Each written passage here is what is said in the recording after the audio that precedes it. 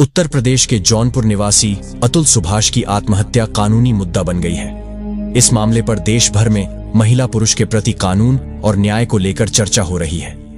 यह दुखद है कि अतुल की आत्महत्या के बाद उसके मौत की वजह का खुलासा कुछ इस तरह हुआ है। पुलिस के मुताबिक अतुल ने 24 पन्नों का एक सुसाइड नोट छोड़ा था। इसके अलावा उन्होंने सोशल मीडिया प्लेटफॉर्म एक्स पर वीडियो सहित नोट साझा कर अपने साथ हो रही कानूनी आपबीती सुनाई और इसे अपने सुसाइड का कारण बताया। मालूम हो, पेशे से सॉफ्टवेयर इंजीनियर अतुल सुभाष बेंगलुरु में एक निजी फर्म में सीनियर एग्जीक्यूटिव के रूप में काम करते थे। वे अपनी पत्नी से अलग हो चुके थे और बेंगलुरु के मराठाहल्ली पुलिस स्टेशन की सीमा में मंजनाथ लेआउट में अकेले रहते थे। परिवार के मुताबिक अतुल की पत्नी और उसके परिवार द्वारा अतुल पर बार बार लगाए गए आरोपों और अदालत के मामलों ने उन्हें तोड़ दिया था। कहते हैं कि मरने से पहले कोई इंसान झूठ नहीं बोलता, क्योंकि उसे ईश्वर के पास जाना होता है। उसे पता होता है कि वह मरने वाला है, इसलिए उसके मुंह से जो बोल निकल रहे हैं वो सच है। दरअसल विधि की अगर बात माने, यदि कानून की भाषा की बात कहे, मरने से पहले कोई व्यक्ति यदि किसी जज या मजिस्ट्रेट के सामने अपने बयान दे जाए तो वाकई वह सच बोल रहा होता है। ऐसा कानून भी मान लेता है। लेकिन उसका कानून से पूरी तरह से विश्वास उठ चुका था, इसलिए उसने यह कदम उठाया। वो कहता है कि मैं जो पैसे कमाता हूं, उस पैसे से मेरे दुश्मन मजबूत हो रहे हैं। मेरे पिता, मेरी मां, मेरे भाई यह रोज तिल तिल मरते हैं, इसलिए अब मैं यहां जीना नहीं चाहता। कुछ ऐसी बात वह कह देता है। साथ ही वह कहता है कि जो मेरी लाश हो, उस लाश को मेरी पत्नी से बहुत दूर रखना, उसे पास भी मत फटकने देना। साथ ही वह यह भी कहता है कि अस्थियों को तब तक विसर्जित न किया जाए जब तक इंसाफ न मिल जाए। यदि इंसाफ न मिले तो फिर मेरी उन अस्थियों को जिस अदालत के सामने केस की सुनवाई चल रही थी, उसके उसी अदालत के ठीक सामने जो गटर होगा, ना उसी गटर में विसर्जित कर देना, बहा देना। लेकिन एक बात आखिरी है, वो है मेरे बच्चे को, मेरे पिता और मेरी मां को सौंप देना, क्योंकि पत्नी सक्षम नहीं है। उसकी परवरिश करने के लिए उसने ये बात कही थी। और जब ये बात कही थी तो ये बात भारत का ऐसा कौन सा हिस्सा होगा जहां पर यह सोशल मीडिया पर यह कहानी वायरल नहीं होती है? ऐसा कौन सा व्यक्ति होगा जिसने यह बात पूरी तरह से सुनी नहीं होगी? और जिसने भी यह बातें सुनी थी, उसकी आंखों में आंसू आ जाते हैं। वो सोचने पर मजबूर हो जाता है। इसके बाद चाहे वह सोशल मीडिया के अलग अलग हैंडल्स हों, ऐसा क्या हुआ था जो उसने यह कदम उठाया? आज की जो सच्ची घटना मैं आपको सुनाने जा रहा हूं, यह सच्ची घटना 9 दिसंबर 2024 की सुबह 6 बजे से शुरू हो जाती है। दरअसल बेंगलुरु पुलिस कंट्रोल रूम को एक फोन पहुंचता है। उसमें बताया जाता है कि एक एआई इंजीनियर है जो कि इस दुनिया में नहीं रहा, उसने अपनी जान दे दी है। जैसे ही यह सूचना मिलती है, पुलिस तत्काल प्रभाव से मौके पर पहुंचती है। वहां जाकर देखती है कि मंजुनाथ लेआउट स्थित डेल्फिनियम रेजिडेंसी में उसका एक कमरा होता है। तो वहां पर जब पुलिस पहुंचती है तो सैकड़ों की संख्या में लोग पहले से ही मौजूद थे। तत्काल प्रभाव से उसके डेड बॉडी को कब्जे में लिया जाता है। कब्जे में लेने के बाद पोस्टमार्टम के लिए भेज दिया जाता है। अब पुलिस ये पता कर रही थी कि आखिरकार यह मरने वाला है कौन। दरअसल उसका नाम होता है अतुल सुभाष मोदी, जो कि बेंगलुरु में रहकर इंजीनियरिंग की नौकरी कर रहा था। उसी से वहीं से अपने घर परिवार को भेजता था। लेकिन पुलिस ने जांच पड़ताल करना शुरू किया कि आखिरकार उसने ऐसा कदम क्यों उठाया, तो पता चलता है कि 84 मिनट का एक वीडियो है। साथ ही 24 पन्नों का उसने पत्र लिखा है, जिनके माध्यम से पूरी कहानी उसने बयां की थी। अब छोटे छोटे हिस्से थे उसके, वो सोशल मीडिया पर बहुत तेजी के साथ वायरल हो जाते हैं। ऐसा कोई इंसान नहीं था जिसके पास तक ये बात पहुंच नहीं रही थी। भारत के हर एक हिस्से में, हर एक जगह पर, चाहे वो पॉलिटिशियन हो, चाहे वो राजनेता हो, चाहे वो जज हो या पुलिस हो या फिर आम आदमी हो या किसी भी संस्था से संबंध रखने वाले व्यक्ति हो, हर किसी के पास ये बात पहुंच रही थी। पूरे देश भर में हड़कंप हो जाता है। लोग सोचने पर मजबूर हो जाते हैं। जिसने कहानी सुनी उसकी आंखों में आंसू जरूर थे। कहानी शुरू होती है। बिहार का एक समस्तीपुर जिला होता है। वहां का एक बैनी पूसा रोड होता है। वहां का रहने वाला अतुल सुभाष मोदी, साल 2019 में उसको मैट्रिमोनियल साइट पर एक लड़की दिखाई देती है। लड़की का नाम निकिता सिंघानिया होता है। निकिता सिंघानिया, जो कि रोहटा जौनपुर उत्तर प्रदेश के रहने वाले होती हैं, अच्छी खासी पढ़ी लिखी होती है। उस लड़की से बातचीत का सिलसिला जब शुरू होता है तो इन दोनों की अच्छी खासी दोस्ती हो जाती है। लेकिन लड़की बहुत सलीके से बात करती थी, कम बात करती थी। उसे ऐसा लगता था कि इतनी पढ़ी लिखी लड़की इसकी जिंदगी में आए, कितनी अच्छी बात है, कितनी प्यारी सी बातें करती है। दोनों की बातचीत जब होती थी तभी बातचीत के माध्यम से पता चलता है कि जो लड़की के पिता हैं, जिनका नाम मनोज कुमार सिंघानिया है, अक्सर बीमार रहते हैं। और फिर घर वालों का भी एक तरह से प्रेशर आने लगा कि क्यों ना इन दोनों की शादी कर दी जाए। शादी अगर हो जाएगी पिता के रहते हुए तो ज्यादा बढ़िया है। इसके बाद फिर दोनों परिवारों की सहमति बनती है। सहमति बनने के बाद 26 अप्रैल साल 2019 को बनारस का हिंदुस्तान इंटरनेशनल होटल होता है। वहां पर परिवार की जो लोग आते हैं उनके सामने शादी हो जाती है। दुल्हा दुल्हन समस्ती पर पहुंच जाते हैं। यहां 2 दिन का इनका ठहराव होता है। 2 दिन के बाद लड़का उस लड़की को लेकर अपने साथ चला जाता है बैंगलोर में। यहां से वो जाता है सीधा मॉरिशस, और मॉरिशस में जाने के बाद 2 दिन का ये टूर होता है। लेकिन 2 दिन के टूर में कुछ उसे अजीब सा महसूस हो रहा था। अजीब सा इसलिए महसूस हो रहा था कि जो लड़की होती है या तो कहीं सामान खो देती थी, सामान खो दिया, उसके बाद फिर बस छोड़ दी। इसी तरह की वो हरकत कर रही थी। और जब जब वो ऐसी गड़बड़ी कर रही थी तब वो हंस देती थी। इंजीनियर को लगता है कि बड़ी अजीब सी बात है, समझ में नहीं आ रही। लेकिन वो अपनी पत्नी को फिर उसके बाद बेंगलोर लेके आता है और बेंगलोर लाने के बाद एक अपनी जिंदगी में मशगूल हो जाते हैं।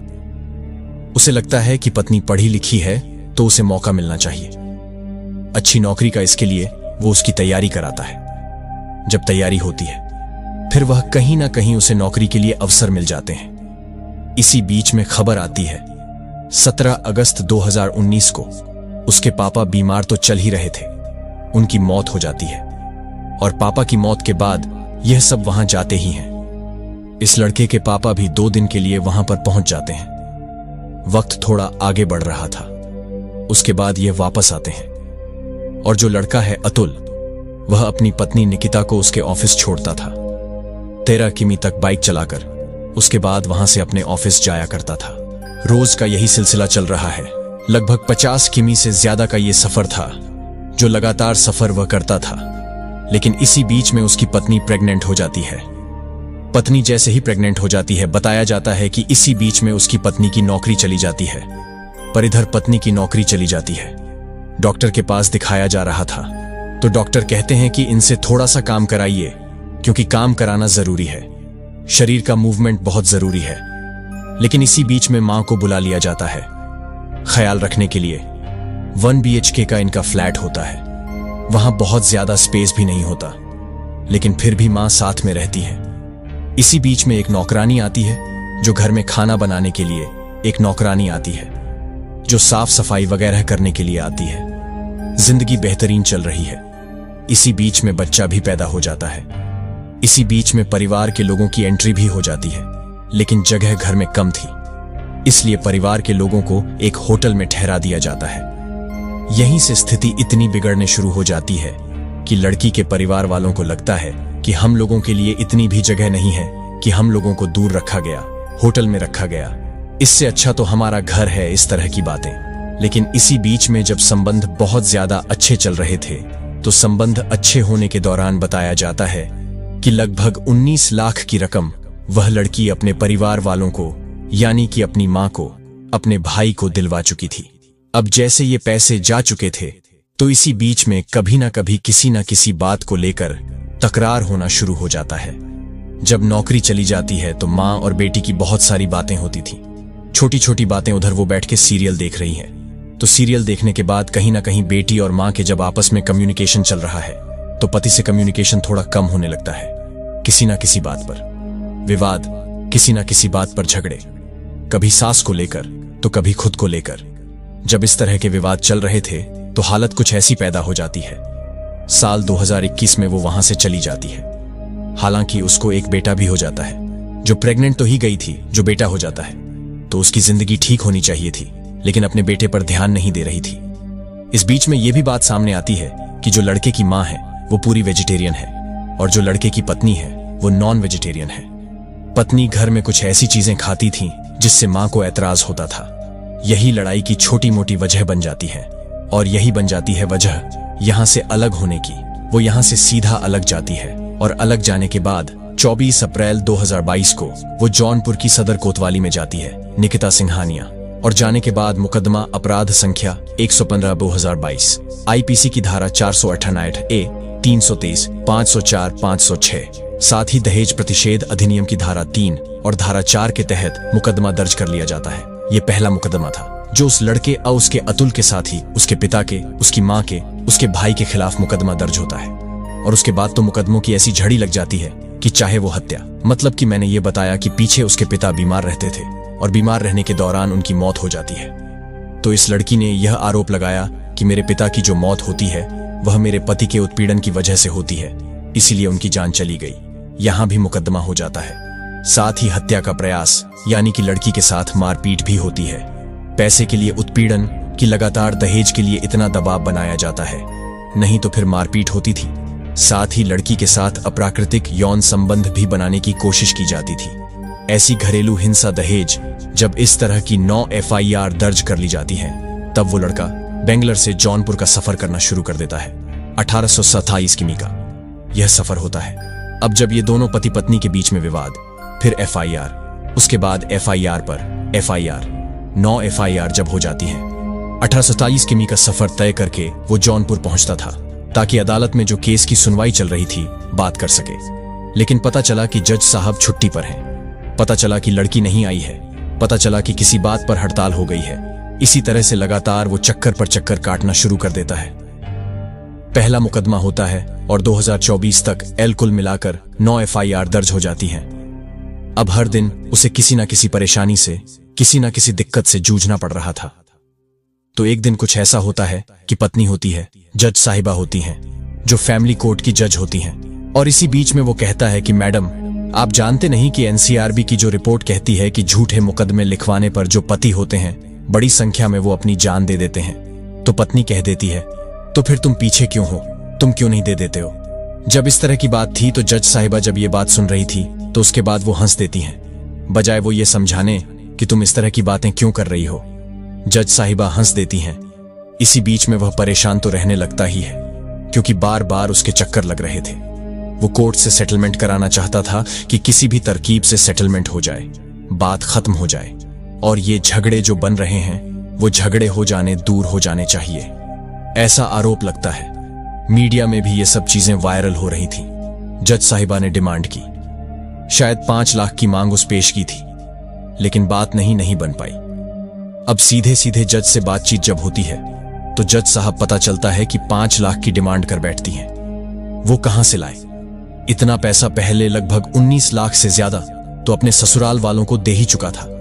अब इस बीच में लगातार पैसे फिर आना जाना, 1800 किमी का सफर कोई आसान नहीं होता है। लगातार जब इस तरह से चल रहा था, इसी बीच सेटलमेंट वाली बात जो आती है तो मेंटेनेंस के लिए, यानी कि जो बच्चा है उसके लिए खर्चे की ये पैसे मांगे जाते हैं। केस में 29 जुलाई 2024 को पति को एक आदेश किया जाता है कि आप बच्चे की परवरिश के लिए जब तक वो वयस्क नहीं, यानी कि 18 साल तक ना हो जाए, तब तक 40,000 प्रति माह आपको देने ही पड़ेंगे। अब कोर्ट का आदेश था, उसको बात तो माननी ही थी, करें तो क्या करें। इधर जो बात आती है जान देने की तो कभी सास कह देती है, अरे तुम्हारी तो कोई खबर नहीं आई, हमने तो अखबार भी पूरा देख लिया। इस तरह की बातें जब चैट सोशल मीडिया पर वायरल होने लगती हैं, तब सास का भी एक अजीब तरह का रूप सामने आता है। और इसी तरह से यह 8 दिसंबर 2024 की वो रात उसने अपनी जिंदगी की उसे अंतिम रात बना लिया। 9 दिसंबर 2024 को जब इस घटनाक्रम के बारे में लोगों को पता चलता है तो सोशल मीडिया पर यह पूरी कहानी वायरल हो जाती है। दरअसल 24 पन्नों की एक कहानी थी। साथ ही यह 84 मिनट का एक वीडियो होता है जिसमें छोटे से छोटे पहलुओं के बारे में उसने बातचीत की थी, लोगों के समझाने की कोशिश की थी, क्योंकि पुलिस से उसका विश्वास पूरी तरह से उठ चुका था। जज ने जिस तरह का उसके साथ व्यवहार किया उसको लेकर वह परेशान हो चुका था। तब वो ये कदम उठाने के लिए मजबूर हो जाता है, विवश हो जाता है। अब इसी बीच में जब ये पूरी कहानी बन जाती है, उसके बाद फिर लड़के का जो भाई होता है जिसका नाम विकास मोदी होता है, वह बेंगलुरु पुलिस स्टेशन जाता है। वहां जाकर FIR दर्ज कराता है, यानी कि जो उसकी पत्नी होती है निकिता सिंघानिया के खिलाफ, सास निशा सिंघानिया के खिलाफ, भाई अनुराग सिंघानिया के खिलाफ और चाचा ससुर जो होता है सुशील सिंघानिया के खिलाफ FIR दर्ज हो जाती है। हर किसी के मोबाइल में पूरी कहानी वायरल होनी शुरू हो जाती है। अब यहां से 2-4 पत्रकार सीधा जौनपुर के उस रोहट्टा इलाके में पहुंच जाते हैं। जाकर वहां बातचीत करने की कोशिश कर रहे थे। इसी बीच में पत्रकारों की यानी 11 दिसंबर 2024 जैसे घंटी बजाई जाती है, आवाज लगाई जाती है, लेकिन ना कोई घंटी पे आता है, ना ही कोई आवाज आता है। लेकिन इसी बीच में जब पत्रकारों ने कैमरा चलाना शुरू किया तो लड़का यानी कि जो साला होता है वो, और साथ ही जो उसकी अतुल की सास होती है वो बालकनी से झांकते हुए उन्हें डांटते डपट हैं कि इस तरह की वीडियो बनाने की कोशिश मत करना। यदि तुमने इस तरह की बात करने की कोशिश की तो अंजाम ठीक नहीं होगा, अच्छा नहीं होगा। इनकी सीधे सीधे धमकी पूरे देश भर में एक कहानी चल रही है। लोग आवाज उठा रहे हैं कि अतुल को न्याय मिलना चाहिए, और इसके बावजूद भी उन लोगों की हिम्मत तो देखिए कि मीडिया वालों को पूरी तरह से धमकाने की वो कोशिश कर रहे हैं। तब जाकर लोगों ने एक तरह से ट्रेंड शुरू कर दिया और इसमें आवाज उठानी शुरू कर दी कि इसमें इस लड़के को यानी कि अतुल को हर हाल में इंसाफ मिलना ही चाहिए। और जो उसकी कहानी वायरल होती है जब वो कहता है कि मैं जो पैसे कमाता हूं, मेरे पैसे कमाने से मेरे ही दुश्मन मजबूत हो रहे हैं, इसलिए मैं ये सब कुछ छोड़ के जा रहा हूं ताकि मेरे परिवार के, मेरे पिता, मेरी मां, ये सब कोई भी परेशान ना हो। साथ ही वो यहां तक भी कहता है कि जज को भी इसमें कठोर कार्रवाई होनी चाहिए, सजा मिलनी चाहिए। पत्नी का भी नाम लेता है, साथ ही वो अपने साले का नाम लेता है, अपनी सास का भी नाम लेता है। आगे जो उसने वीडियो में बोला है, जो उसने पत्र में लिखा है, इस पत्र के कितने मायने होंगे, कितने नहीं होंगे, जितने आज आवाज उठ रही है। क्या इस आवाज पर लोगों की जज या कोई कोर्ट पसीज सकता है? क्या वाकई में इन्हें इंसाफ मिल सकता है या नहीं मिल सकता है? यह तो भविष्य के गर्भ में छिपा है। लेकिन उस लड़के ने जो जाते जाते कहा वो वाकई सबको भावुक कर गया। उसकी जो कुछ अपीलें थी वो अपील वाकई, मैं तो यही कहूंगा कि मैं तो अतुल के साथ हूं, क्योंकि अतुल ने जो कहा है कि उसका जो बेटा है वो उसके माता पिता को मिल जाना चाहिए। उसकी पत्नी शायद सक्षम नहीं है। इतनी बड़ी बात, एक पढ़ा लिखा आदमी, एआई इंजीनियर, जो इस तरह की बातें कर रहा है, जो मरने से पहले ये अपनी बातें बता रहा है, वो सच ही बोल रहा होगा, क्योंकि वो ईश्वर के पास जा रहा था। इसलिए ईश्वर के पास जो जाते हैं वो झूठ नहीं बोलते हैं। वो ये कहता है कि तब तक उसकी अस्थियों का विसर्जन नहीं होना चाहिए जब तक इंसाफ ना मिल जाए। यदि इंसाफ मिल गया तो ठीक है, अगर इंसाफ ना मिले तो उसी कोर्ट के सामने जो नाला या डर होगा, उसी गट्ठर में उसकी अस्थियों को बहा दिया जाए, और साथ ही उसकी पत्नी उसके शरीर को छू ना सके, उसकी लाश को छू ना सके। दोस्तों, इस पूरे घटनाक्रम को सुनाने का उद्देश्य किसी को परेशान करना नहीं है, किसी का दिल दुखाना नहीं है, बल्कि आपको जागरूक करना है, आपको सचेत करना है। इस घटना ने पूरे हिंदुस्तान को हिला के रख दिया।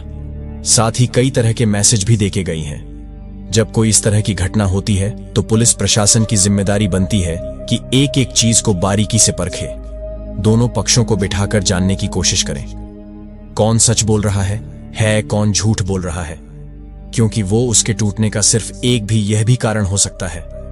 पहली एफआईआर जब दर्ज होती है, एफआईआर की कॉपी जब हमारे पास हमें भी मिल जाती है, लेकिन हम देखते हैं उस एफआईआर कॉपी में इतनी सटीक भाषा लिखी हुई है जिससे कोई बचने की कोशिश भी करे तो शायद आसान नहीं होगा। इसलिए किसी बहुत मजबूत तरीके, किसी जानकार ये रास्ते दिखाए होंगे। यही कारण है कि एक के बाद एक 9 मुकदमे उसके खिलाफ दर्ज होते चले गए और वो लगातार टूटता चला गया। दोस्तों, ये थी कहानी अतुल सुभाष।